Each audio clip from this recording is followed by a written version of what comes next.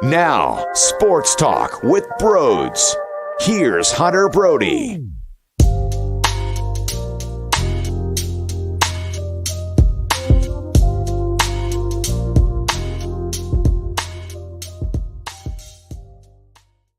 They don't ask how, they just say, get it done. Get the job done. Complete the task. And that's what happened at the Wells Fargo Center tonight. The first half was gross. James Harden was really tough to watch. And with how pathetic it was, you look down at the scoreboard and they're only down 5. It felt like they were down 55. It felt like they were playing piss poor. Cam Johnson dunking on Joel Embiid. And then the first minute of the second half, Doc Rivers has to call a timeout. And you're like, oh no, you thought they could regroup. You thought maybe that they would attack differently. And then maybe 40 seconds later, Jock Vaughn had to take a timeout because of what the Sixers were doing. Tobias Harris defensively picks the ball off and goes for an easy 2. Tobias was awesome. Maxey was awesome. The defense in the second half was awesome. Doc goes to a zone. The Nets scored 14 points in the third quarter. They scored 35 in the second half. A completely different team. Let's be honest. The Sixers didn't really play very well. They still won by double digits. Is that going to be enough against Boston? Absolutely not. But it shows the talent disparity against the Brooklyn Nets. Cam Johnson was tearing you apart, but he can't sustain that. Mikal Bridges in game 1 was tearing you apart, but he couldn't sustain that. It's hard. It's hard to go for 48 minutes. It's hard to do it in both halves. Special talent does it. And with Joel, he's patient right now. When you did get the 1-on-1 matchup, you know Joel can be a beast over the long haul. When they throw multiple guys in your face when he gets the ball around the nail, wait, let the play develop. And you saw how many corner 3 looks they were getting. Maxey explodes. They even had some really nice plays with P.J. Tucker in the corner, who then had Tobias Harris chilling in the dunker spot. That worked out a couple of times too. They started to get their looks, but that stems from Joel Embiid playing the waiting game, letting the game come to him. Seeing what the Nets were doing, not really seeing, you knew what they were going to do, but waiting for it to happen and then finding his teammates. And when James Harden couldn't be there for you because realistically he was terrible, Maxey was there, and that's huge. You need Tyrese Maxey. You need him.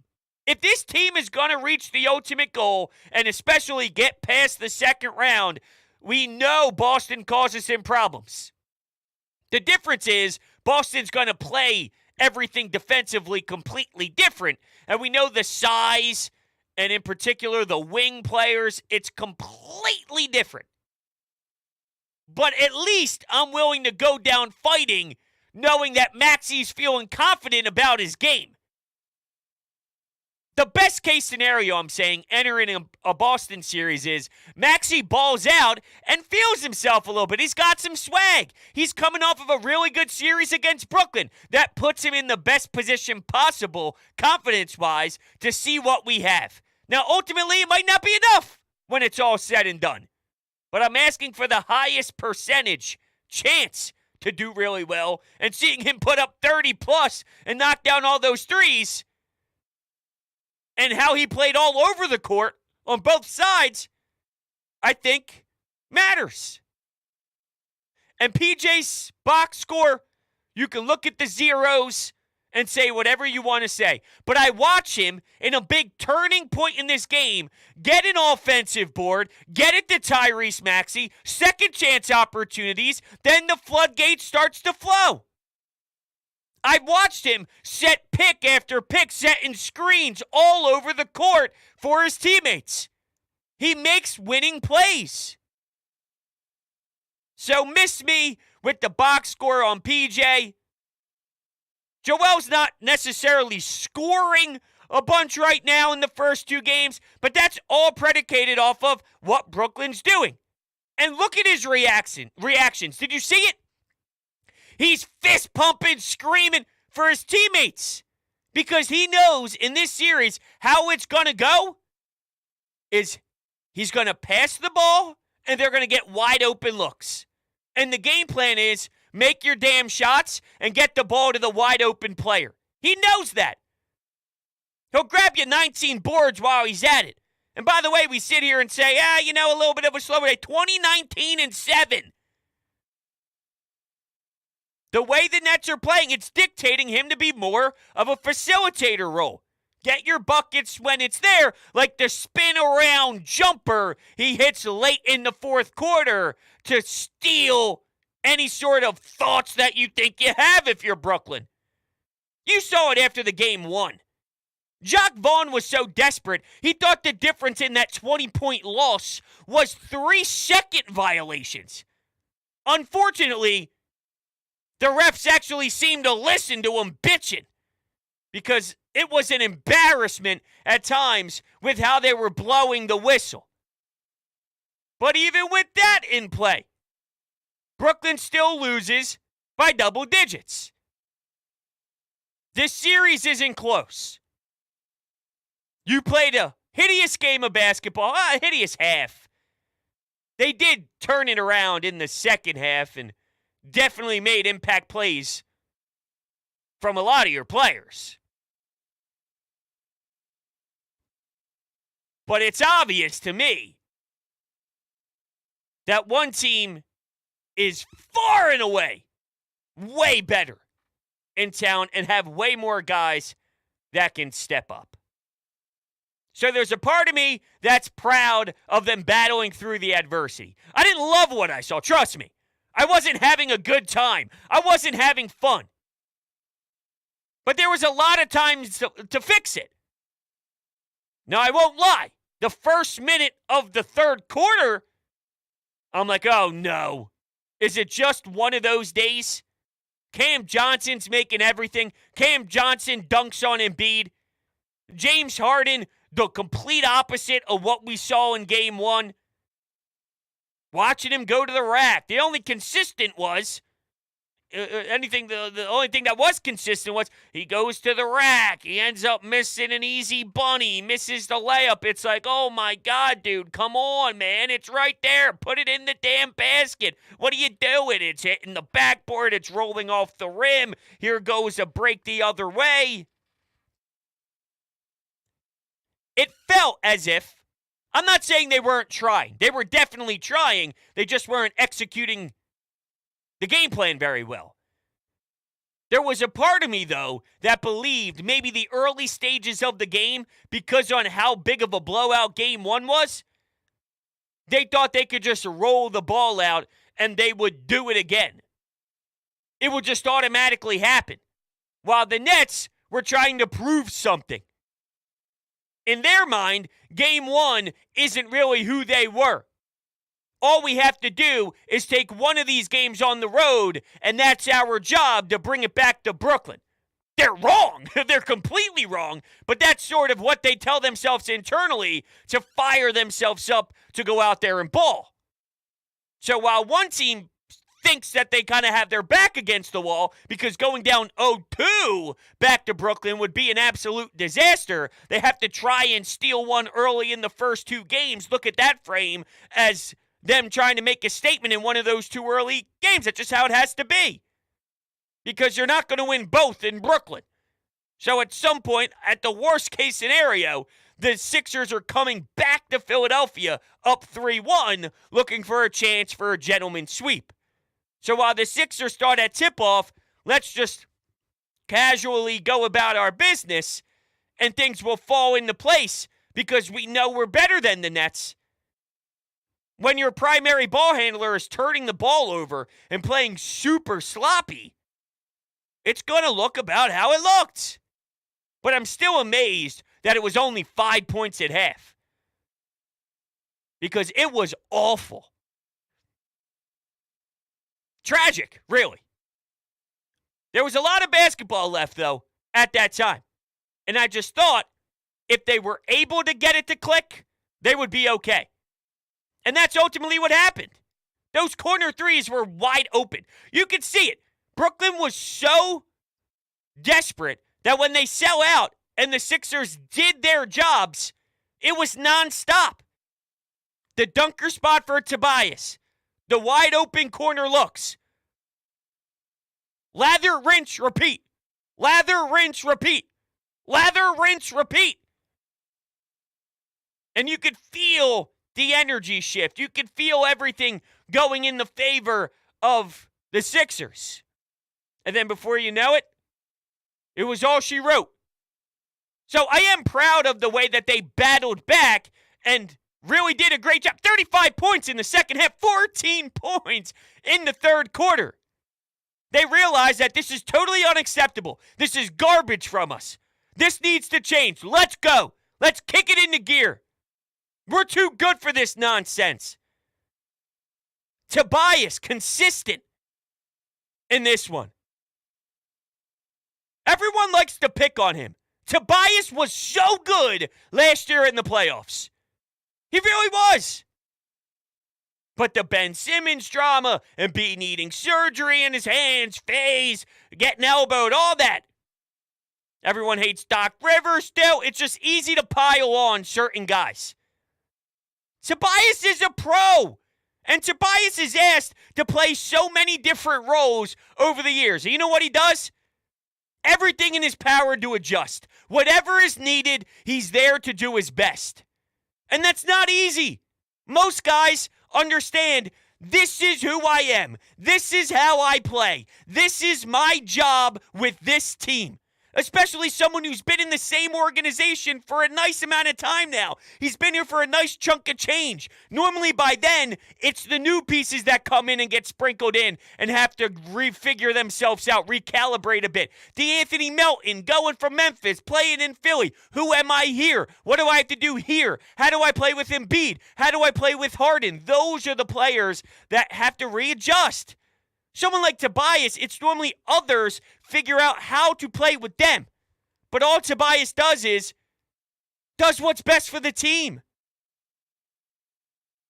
And he's been really good so far in the playoffs. Taking what he did last season and adding to it. 20. 8 of 14 shooting. And I don't want to forget that he also snagged 12 rebounds. We've seen the difference in second chance scoring on how big that is. Think about how deflating it is. You get a defensive stop, especially in a game where you're fighting from behind. You get a defensive stop, but oh my God, you allow a rebound, and now they set it back up. They penetrate the lane, there's a foul, and it's like, oh my God. They go to the free throw line. They knock down 2. You got what you needed. You got what you were looking for. Well, getting your rebounds from Toby can't be overlooked. Looking at some of the box score stuff, PJ Tucker got 2 offensive rebounds. Tobias Harris got 5 offensive rebounds. 5-0 boards for Tobias Harris. That's why I wanted to go look, because I'm like, hold on a second. Speaking of how deflating it is on the other end, when the Sixers allow it, I'm just saying, I'm kind of walking through as I brought that up, some of the scenarios just in general that, can be brutal. Well, when Tobias is doing it to the other team, it's magnificent. Embiid with 19 boards. Truly remarkable. Harden, 8 points. Shot 3 of 13. I know that there's a narrative about James Harden in the playoffs. You're human. You're going to have bad games. You don't play perfect every night. Harden was bad, but his teammates had his back. Let's see what he does in Game 3. Game 4. If they close this out in 4, and Harden is great in 3 of those games and had the stinker in Game 2, It is what it is. That stuff happens. Players have off nights. Harden looked lackadaisical with the basketball in his hands. The ball was touching his hands, and before you knew it, it was going out of bounds. It was going to the other team. You're watching the other squad run down the floor the other way. Irritating. But let's see how he bounces back from it. Let's see how he responds in Game 3. What if he gives you 5 threes? What if he hands off 12 assists and scores 19 in a very efficient way? Gets to the free throw line. Right? Draw some contact as he's driving the rack, beating his defender, blowing by him and going to the basket. Let's see before we overreact to all the narratives that are thrown around by the media. And keep in mind, they don't play again until Thursday now. So some time for Harden and PJ, guys that have played a lot of ball, to settle in, to have some time before they go back to the gridiron, if you will. So to summarize here before we start taking calls is not an ideal start. Made the adjustments needed defensively. Zone played a big part of it. Embiid patiently waiting for Brooklyn and then countering what they were doing. Got some wide open looks in the corner, and they did what they needed to. By no means is this gorgeous. By no means is this a pretty win. Game 1 was pretty. Game 1 was everyone did their job to an A-plus level for the most part, and it was just a good, solid team win. A lot of structure within those 48 minutes, and you were very proud of just everyone making a statement with Game 1 after having some time off before the series started because of the play-in, and it's like, that was incredible. This was more of, you had to work through it. You shot yourself in the foot. You weren't dialed in and did not play crisp in the first 24 minutes. First 25 minutes. Doc called timeout 60 seconds into the second half.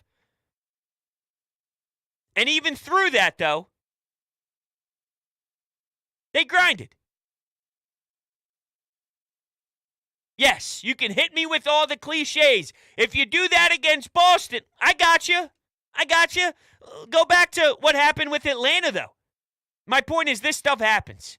If you go to Atlanta versus Boston in Game 1 on Saturday, the Celtics, out of the second half, scored 20 points in the third quarter, 18 points in the fourth quarter. They scored 18 points in the fourth quarter of a playoff game. Did they have a healthy lead? Yeah, they outscored the Hawks by 20 in quarter 2. They scored 45 in the second quarter. But the third quarter comes around, the second half comes around, they had 38 points in the second half. You're not going to play perfect ball. It's what do you do and how do you react when the tough times get going? When the other team makes their run? Do you have a run to match? Does your run outdo their run? If they go on an 8-0 run, do you have a 14-2 run at some point? That's what I'm looking at more than anything else. All right. With that, anytime hotline, let's hear from you after the Sixers go up 2-0 in round 1 and beat the Brooklyn Nets. Rhodes, man, what a fun game to watch. I mean, the fact that we get to watch Embiid play up close in our uniform is just a gift. He's just incredible. And they didn't even have to win this game. You know, they were down. Nobody would have freaked out if they let this one slip, but they didn't. They came back and they won it in front of the home crowd. Love this team. Let's go all the way, man. All right, I feel that at the end. Let's go all the way. I'm loving this team too, but I disagree that no one would have freaked out if they lost. Do you know, Sixers fans? Do you know how Sixers fans react? Sixers fans on a night-to-night basis drives me more insane than anything I've ever been a part of when it comes to being a sports fan. Oh, there's no doubt that if they fell in this game tomorrow on the best show ever, and even tonight, we'd be taking, oh, how are you supposed to win anything? This team sucks. Embiid's a fraud. Harden, playoff Harden is a disaster. We should have saw this coming a mile away. Look at how many times he failed in Houston, although he did have some nice runs there in Houston. And, you know, talk about going, there's something to be said about where he went in his career in the playoffs before. But I digress. I disagree with your thoughts that we would have been okay. I would have been okay. I would have said, well, that sucked. It's only 1-1 and it's a 7-game series for a reason. I predicted a gentleman's sweep from the jump. So that means somewhere along the way, Brooklyn was going to secure a W. And who knows? That very well may still be the case. Maybe they get one in Brooklyn. Sixers take game 3, game 4. You know, now I mentioned earlier that one team had their back against the wall tonight, but you legitimately have your back against the wall down 0-3. Maybe that's when Brooklyn does it. But oh, no doubt the panic button would have been going off, the alarms. I'm not saying that's right, by the way. It shouldn't be. Your thought process is correct. You shouldn't hit the panic button. You should tell yourself it's okay if that would have happened, but that wouldn't have been the case. I've experienced way worse.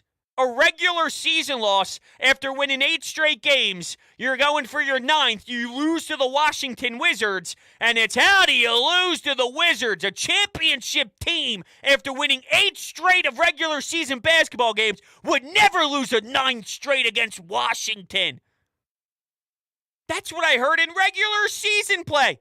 They went 12-12 to start the year. Look at their record now at the end of the regular season. Look at that win percentage. Look at the run they went on. And you were still getting harsh things said after regular season losses. I want to do the math because it's that wild. 54-28 is what they finished with. So they were 12-12. That means they had 16 losses. Someone do the math for me. Is that 42 and 16? 42 and 16 the rest of the way. Now, I just did that on the fly, so I apologize if that's wrong, but that sounds right to me. 42 and 16 after a 12-12 start. You don't think a game 2 of a first-round playoff series that they should win easily, if that fell the other way, that we wouldn't be dealing with overreaction? I'm sad to say that we would deal with it. Anyway, let's go back to the votes. Good win, boys. Good win. Two points I want to make, Broads. What the hell was going on with James Harden that first quarter? He could not hit a single damn three-pointer. Got to work on that a bit. I think though things will heat up for Harden. My second point is, got to fix those turnovers. Got to stop fouling and got to play better, control the ball better. In other words, great win, 2-0. Can't complain much. Just fix those things. James Harden fixing those things, missing shots. Isn't that kind of how basketball goes? It just some nights you're on. Some nights you're cooking. Some nights you're in your bag. And other nights look like this. And everything seems to be speeding up on you. And things you want to do just doesn't happen as smoothly as you would like. There's nothing for James Harden to, quote, fix other than just playing better. But yeah, I'm with you. He stunk in that first half. He stunk the whole game. James Harden was bad. Was bad. You needed players on your team to say, yo, James, we see it, man. Today isn't your day, but it's mine. That's how this goes. There's always heroes in runs that you don't necessarily expect to be the guy.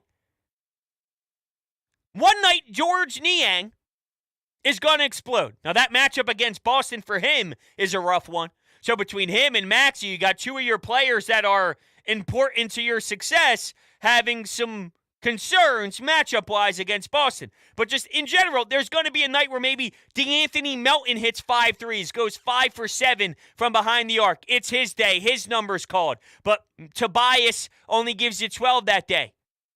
Only gives you 14. DeAnthony Melton makes up for it. Jalen McDaniels. How about Paul Reed? I haven't even said Paul Reed's name yet. Paul Reed has been playing excellent. Paul Reed has been really, really, really exciting and has created a burst. When he touches the floor, there's just something about it. Whether he's playing a two-man game and he's finishing by the rim, whether he's getting a block and he's protecting the rim. So maybe it's that. Now, he comes in for Embiid, so it's a little different. Because Embiid has to be Embiid, just in general, for you to do anything. But on nights where the expected do the unexpected, is your team deep enough to have the response? If Tatum and Brown don't really do well, White, Williams, Marcus Smart, Al Horford. Unfortunately, we've seen some. I've watched Al Horford hit 3 after 3 after 3 after 3, and I'm pissed off. I'm watching White make plays and get his team looks and just play awesome. Harden didn't have it. But Maxey said, I'll give you 33. Maxey struggled in this season, and he was not in a good place mentally. He was very open about it. I'm not feeling myself. I'm not doing what I need to do. I got to snap out of it. This is terrible. The only way I do this, though, is put my head down, show up to work, and compete. Keep attacking, keep shooting, keep playing my game, and I will get through this time. Now he's giving you 33 in a postseason game that you desperately needed. This wasn't 33 in a game where you won by 32, which doesn't happen often in a postseason game, but you get my point. Just so pumped for Maxey. Let's take one more here. Hey, Birds. Just want to say huge fan of your stuff, number one. Number two, this is a great win tonight. This is what we need from the rest of the team going further in the playoffs. I'm just curious on your thoughts of whether or not we'll be able to keep getting away with Embiid and Harden not scoring as many points, or do you actually have the faith that guys like Tobias Harris and Tyrese Maxey will step up in important games and put up 20, 25 points? Now, it depends on who you're playing. See, the thing is, what you're seeing now is irrelevant to a series against Boston because they're not going to play the same exact way defensively, and they have way more talent. So it depends on what you're asking me. In this series, now Joel's not, quote, scoring a bunch because that's how the game plan is set up. Let Brooklyn throw 2-3 guys around you and then find the open guy, and that's how they're going to win. And Embiid is very open to that game plan. That's why he's celebrating as excitingly as he is, because he knows that's what the plan is. And they're doing the plan very well. So they're not getting away with winning without Embiid. You're winning because of all the attention Embiid gets and because of all the attention that he forces the other team to stress so much about. That's why you're winning. So because the number of points isn't high and through the roof, it's the hockey assist. It's the normal assist. You finish with 7. Everything's working off of Embiid's presence. So don't get fooled just by the box score. In this series, to answer your question, yes, they can get by with a bad Harden game. I think Tobias can play well against Boston.